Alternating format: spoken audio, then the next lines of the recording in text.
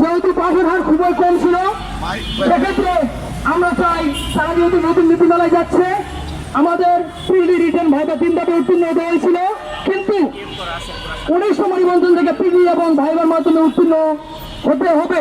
অর্থাৎ এই দুটি নিবন্ধন প্রক্রিয়ায় বা দুটি নিয়োগ প্রক্রিয়ায় দুটি ভিন্ন সিস্টেমে হচ্ছে। সুতরাং রাষ্ট্রের দায়িত্বশীল শিক্ষা সংশ্লিষ্ট বা শিক্ষাবিদদের দৃষ্টি আকর্ষণ করছি, যাতে আমাদের এই বিষয়টি নিয়ে তারা আলাপ আলোচনা করেন। যারা শিক্ষাবিদ রয়েছেন, বিভিন্ন গণমাধ্যমে আপনারা আমাদের বিষয়টি আলোচনা করবেন। 18তম নিবন্ধনের যারা উত্তীর্ণ আছে তাদের ব্যক্তিগত কতটুকু আপনারা এই বিষয়ে আলোচনা করবেন। আরো বিভিন্ন গ্রুপ রয়েছে, আমি তাদের সম্পর্কে তেমন বলতে চাই না। 35 বছর পার হয়ে গেলেও তাদেরকে নিয়োগ দেওয়ার পায়তারা করা হচ্ছে, কিন্তু যোগ্য নিবন্ধিত শিক্ষকদেরকে নিয়োগ দেওয়া হচ্ছে না। অন্তর্বর্তীকালীন সরকারের আমল থেকে আপনাদেরকে দিচ্ছি সময় নিচ্ছে।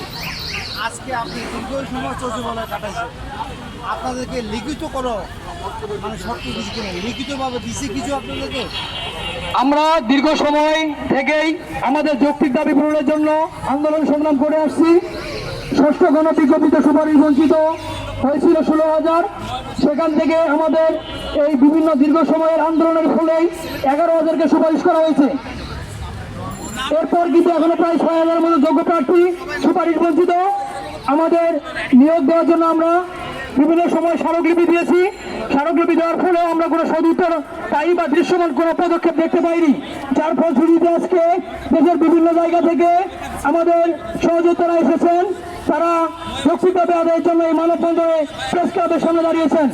আমরা শিক্ষা মন্ত্রণালয় এবং এনটিআরসির সাথে আজকে কথা বলেছি।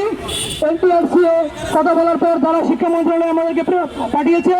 শিক্ষা মন্ত্রণালয়ে আসার পর জনাব শিক্ষা মন্ত্রণালয়ের অতিরিক্ত সচিব জনাব মিজানুর রহমান স্যার এবং শিক্ষা মন্ত্রণালয়ের যুগ্ম সচিব জনাব হেলালুজ্জামান স্যার উপস্থিত ছিলেন।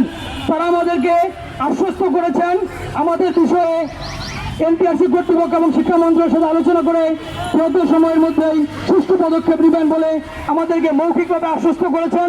লিখিত কোনো প্রজ্ঞাপন বা লিখিত কোনো ডকুমেন্টস তারা দেননি, তারপরেও তারা আশ্বস্ত করেছেন। আমরা আশা করছি তারা রাষ্ট্রের দায়িত্বশীল ব্যক্তি, তারা আমাদের শিক্ষাগুরু, তারা আমাদের সাথে যাতে প্রতারণা না করে, আমাদের সাথে যাতে বৈষম্য না করে, আমরা এমনটাই আশা করছি।